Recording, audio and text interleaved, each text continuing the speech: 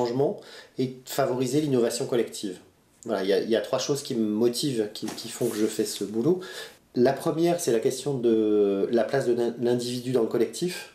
J'ai une impression aujourd'hui que soit on est dans des lieux très individuels, soit dans des lieux très communautaristes. Alors quand je dis communautariste, c'est très large, hein. Enfin, la question de la pensée unique, ou, voilà. Mais pour moi, ce qui m'anime, c'est comment l'individu peut être singulier, voilà, dans un collectif, et comment on peut vraiment prendre sa place, voilà, dans un collectif. Ça, c'est la première chose. La deuxième chose, c'est la question de la créativité et de l'innovation. Alors ça, voilà, ça a toujours été en moi, et c'est un élément vraiment important qui compte pour moi, cette question d'innovation et de créativité.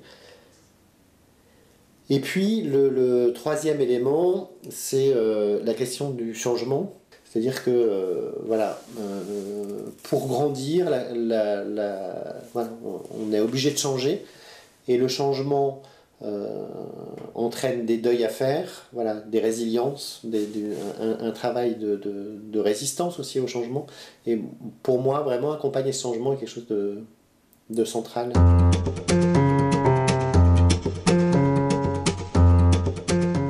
Si je regarde vraiment en arrière, il y a la question sur la question de la place de chacun.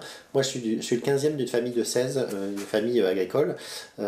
Et donc, enfin, pour moi, en tant qu'enfant, avoir sa place, puis avoir sa place quand on n'est pas intéressé par l'agriculture, c'est un vrai enjeu, voilà, de mon histoire. Ensuite, voilà, il y a eu plusieurs étapes. Mon premier travail était dans des ONG parisiennes autour de la mise en réseau et de développement agricole à un moment en Afghanistan, dans les années 89-90. C'était la période où les Russes quittaient l'Afghanistan et où les talibans n'étaient pas encore installés. Du coup, je me suis retrouvé dans un milieu social autre, voilà, un peu plutôt culturel, plutôt intellectuel et plutôt politique. Et vraiment, c'était un grand plongeon. Et puis cette idée de rencontrer des personnes différentes est devenue vraiment quelque chose d'important pour moi. Après ces 3 ans de l'humanitaire, j'ai vraiment retrouvé une passion d'enfant. Voilà, je rêvais d'être fleuriste. Et voilà, j'avais rencontré en fait une personne qui m'avait, voilà, enfin, qui était fleuriste dans mon enfance, et c'était vraiment devenu un rêve. Et donc je me suis installé, voilà, comme créateur floral. Bah, voilà, du coup, tout ce qui touche à l'innovation et à la créativité au centre. Et puis, quand je relis aujourd'hui, je me dis c'est aussi un métier d'accompagnement. Voilà, enfin, cette posture de fleuristerie, ce qui m'intéressait, c'était comment traduire, je veux dire, au travers de création, ce que les personnes veulent dire sur le plan émotionnel, ou voilà, enfin, c'est aussi une manière de s'exprimer. Alors très vite, parallèlement à ça, on m'a demandé d'intervenir dans la formation. Je suis intervenu d'abord à l'école de commerce, puis après en faculté, sur des projets autour de la créativité, enfin, créativité et innovation. Puis après, petit à petit, ça s'est élargi, enfin, au niveau de la formation. Et puis j'ai commencé aussi à intervenir en entreprise sur des formations d'abord de positionnement, innovation, puis après plus largement autour de la question du management, de l'organisation dans l'entreprise. En tout cas, cette partie formation me plaisait beaucoup parce qu'il y avait quelque chose autour de la transmission, et puis autour de permettre à l'autre, voilà, aussi de se développer, vraiment un accompagnement. 2 mois après avoir revendu la boutique, j'étais sur un congrès et j'ai rencontré Charles Rogeman, qui est le créateur de la thérapie sociale. La thérapie sociale, c'est une manière d'intervenir autour de la question du vivre et travailler ensemble sur des lieux de tension. Je me suis formé avec lui pendant 3 ans, voilà, et j'ai intégré, voilà, toute une posture dans l'accompagnement qui s'ajoutait, voilà, à tout ce que je faisais autour de l'innovation et la créativité. Et puis donc voilà, c'est là que j'en suis venu à commencer à intervenir, alors à la fois dans des quartiers sensibles, sur des projets très transversaux autour de comment voilà, l'éducation nationale, la police, les institutions, les habitants peuvent fonctionner et construire ensemble, mais aussi comment les politiques prennent en compte effectivement ce qui se passe sur le terrain et construisent des projets autour de ça. Je travaillais aussi en entreprise, puisque voilà, j'avais une habitude de travailler en entreprise. Alors je suis pas mal intervenu dans la période 2007-2012 chez Goodyear, notamment à Amiens, sur des problématiques autour des risques psychosociaux, la question de la souffrance au travail, et comment le collectif peut être un soutien pour l'individu, effectivement, autour de la problématique de la souffrance au travail.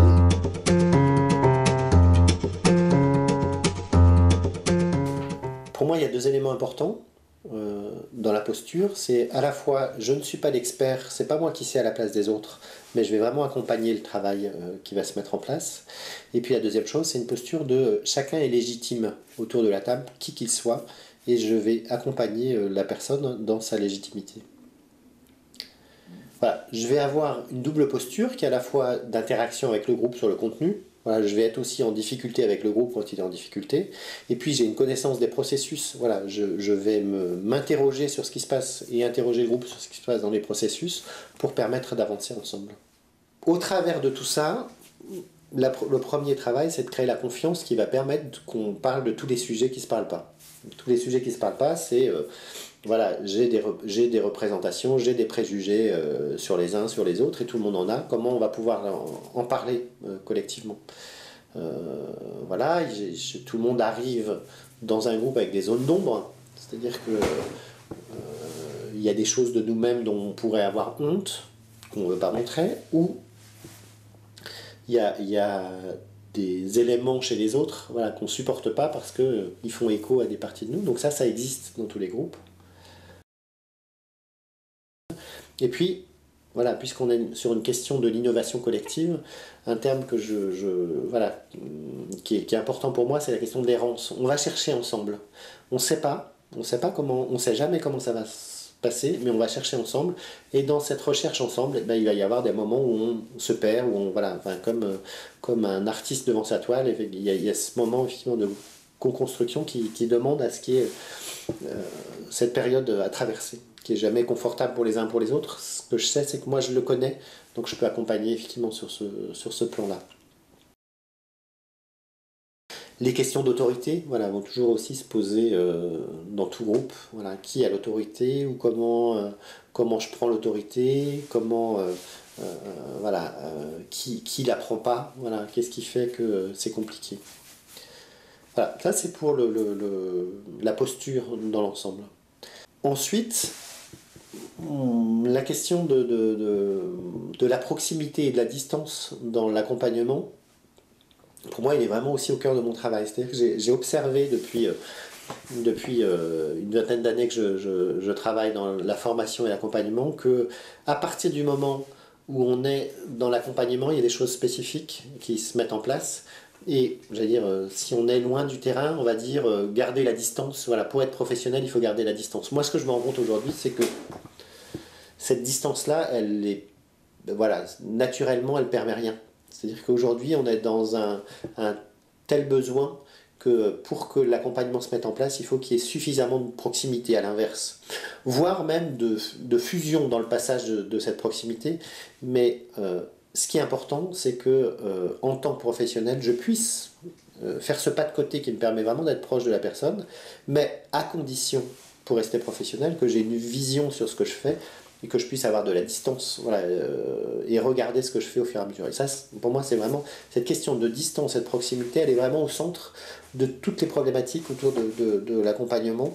Et voilà, pour moi-même, effectivement, dans l'accompagnement d'un groupe, cette question-là va se poser aussi en filigrane dans tout accompagnement. En conclusion, je dirais que moi, ce qui me touche et ce qui me passionne dans mon travail, c'est de voir comment, parfois en très peu de temps, moi je me rends compte que dans des lieux de crise avancés, les personnes sont vraiment prêtes à certains moments au changement, et comment en quelques jours des personnes passent d'une passivité, d'une posture de victimisation à quelque chose d'engagé. Voilà. Alors après, il faut que ça s'installe dans la durée, hein, c'est pas si simple, mais se rendre compte qu'il y a des possibles, voilà, qu'il y a de l'espérance possible. Et pour moi, ça c'est vraiment ce qui me passionne dans mon travail, de voir que c'est possible. Voilà.